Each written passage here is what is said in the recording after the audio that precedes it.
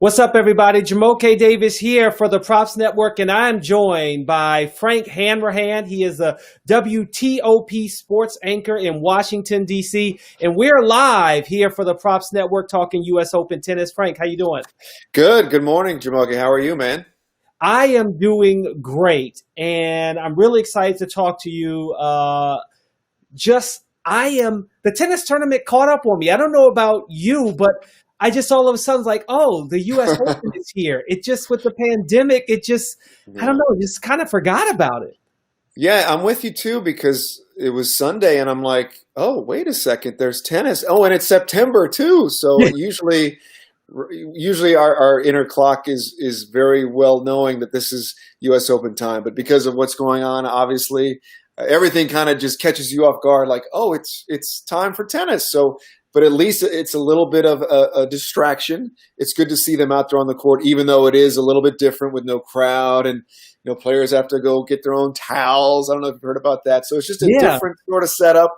But at least, on the surface, it's still between the lines. It's some good old-fashioned tennis, so I can enjoy that. And before we get to odds, and I'm glad you're enjoying it because I am enjoying it, but it's weird without the crowds. Yeah. I know not, at least not in Arthur Ashe Stadium. They do have line judges, but, they're using the computer technology on the outer courts for the line judges and things like that. But right. I think they definitely seem to take from the NBA. I love the screens on the side.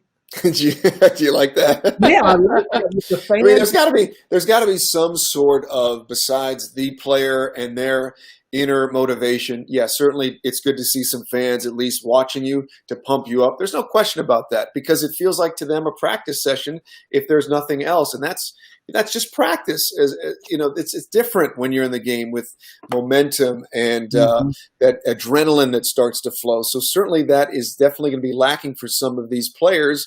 And it was interesting, Jumoke, watching Novak Djokovic the other day play, and you're struck by when they scream at themselves. You're like, oh, usually that's drowned out by the crowd. You don't hear them just scream at the top of their lungs at themselves. So it's just a total different inner workings. And really, what player can adapt best has a great chance of winning this whole thing, quite frankly. Yeah, and I definitely think that's something that's amazing that tennis has done. I feel like basketball has not done as well as allowing you to be able to hear, like you're talking about, to hear the player show their emotion has been really cool to watch. But the other factor is there's no intimidation. You know how, I feel like everybody hates Novak Djokovic. Everybody's almost seems to be rooting against him, at least when you get to the finals. And now at least you're just intimidated by looking across the court and seeing Novak Djokovic. That's it.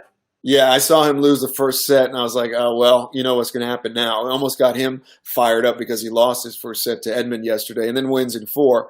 But yeah, to your point, the crowd in tennis and any sport is a big factor that we just sort of take for granted. And when it's not there, you're like, wow, it really is a different environment.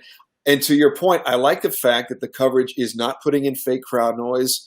None of that. It is what it is. I wish the NBA would do that so we could hear what they were saying too.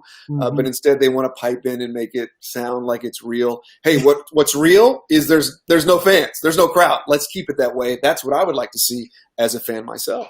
Yeah. Best match so far that you have watched. I know what mine is, but I want to hear what you got to say. We might have the same. I had Murray coming back from 2 sets down against Nishioka. I think that's the name. The guy was left for dead. Of course, we all know about Murray's great comeback. He's trying to return to his form after that hip surgery. That was incredible. I left him for dead. I thought it was over. But that's the thing, man. You just can't underestimate these world-class players like Andy Murray. To me, that was the best match so far, coming back and winning in 5 sets. What did you have?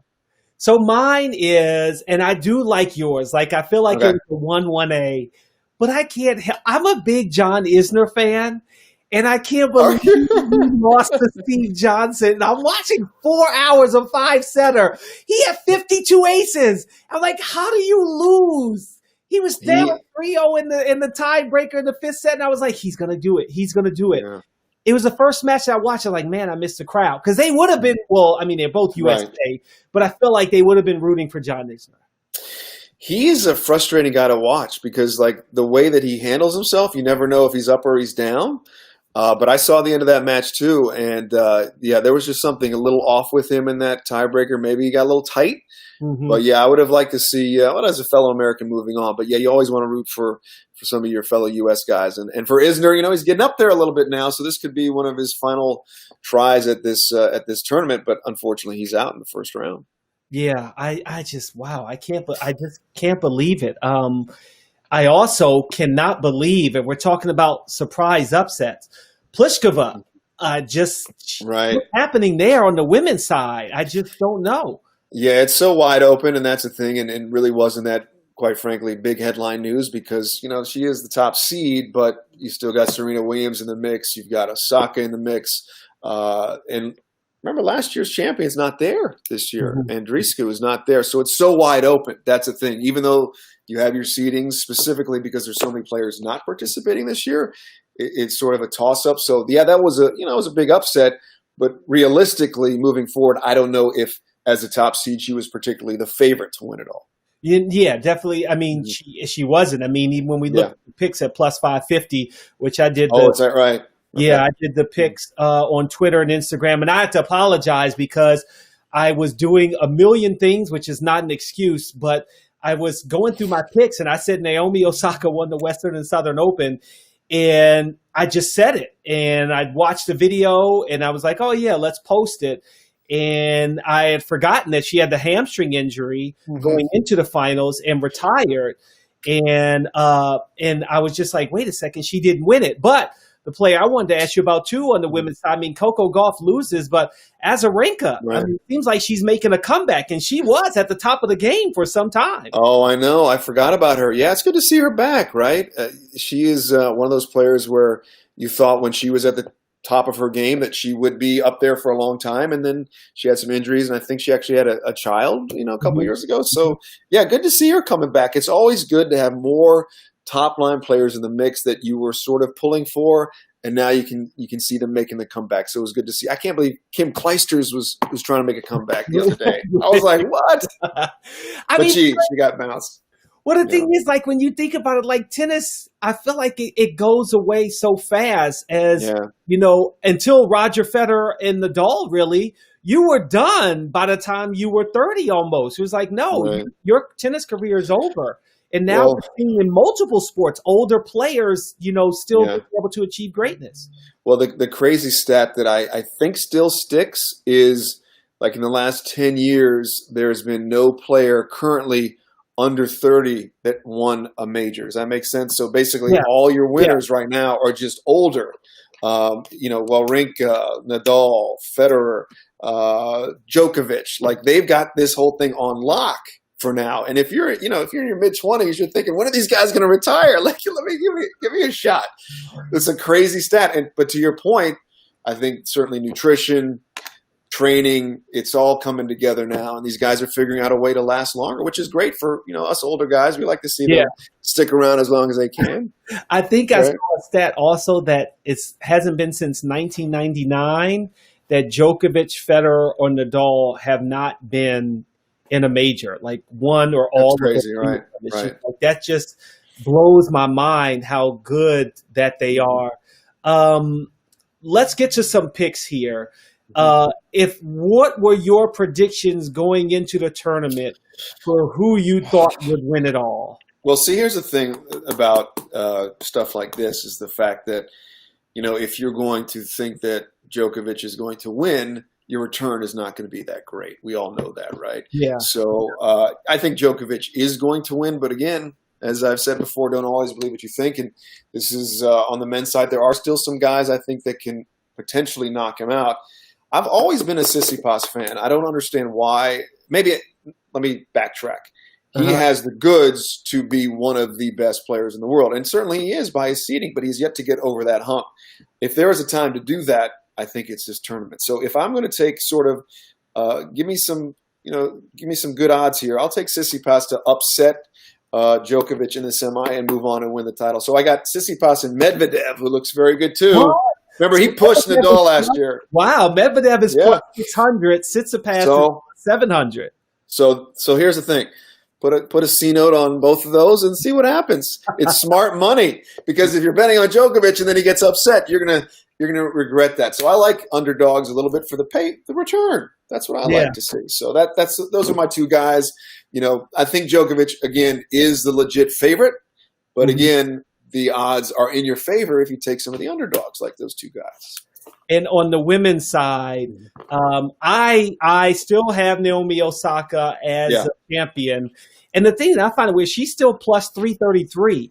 Serena has dropped, or I guess, you can make more money off of her to plus 600, even though when the tournament started, they were both at plus 550. Who do you have on the side? I like Osaka, and I like those odds too at plus 333. What's Madison Keys at? What is she like? She's probably a big time long shot. I might put a little something on her for a long shot because I was looking at the brackets. I mean, it could play out in her favor.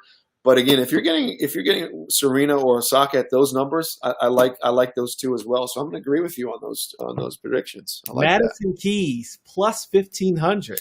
Let's do it. Let's do it. Throw me in. Give me a C. I picked Garbine Muguruza. I had her at plus 2,100. That's my money. Yeah. Okay. Oh, good. 1,700.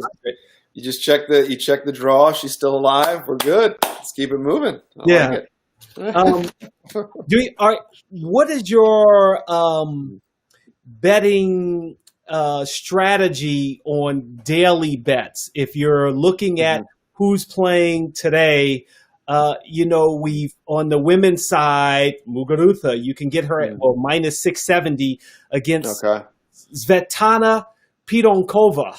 At plus 75.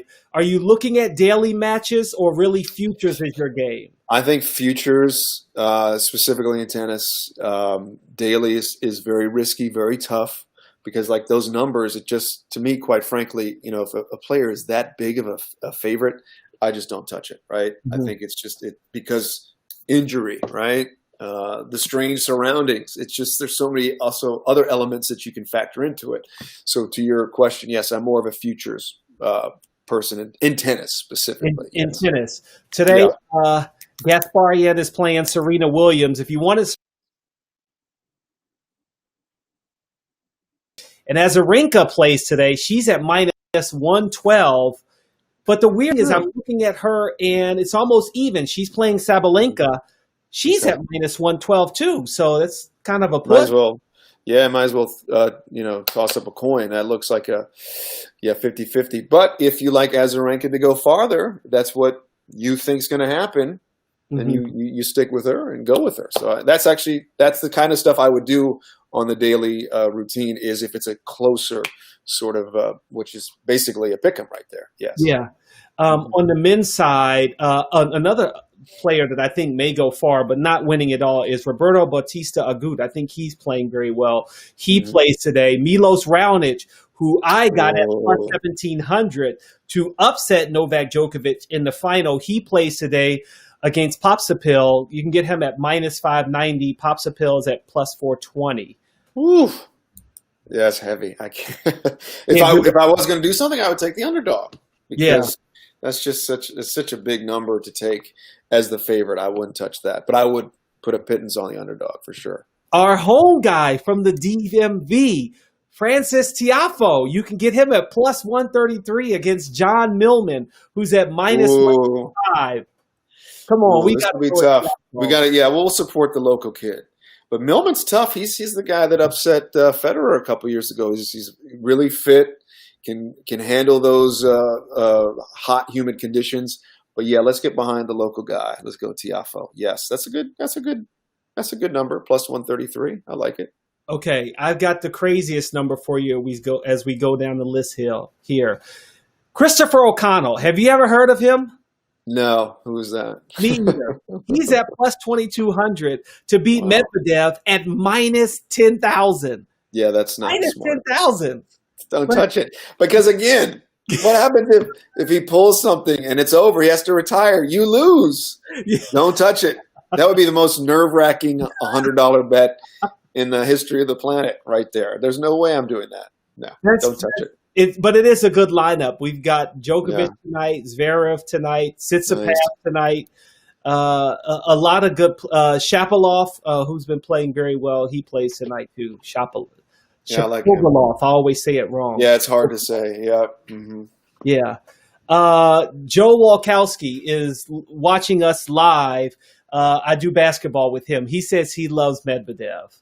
That's what he loves. Hey, I love him too, but I'm just saying he'll win. But if you put money on it, I mean, that's a great sweat. I don't like sweats.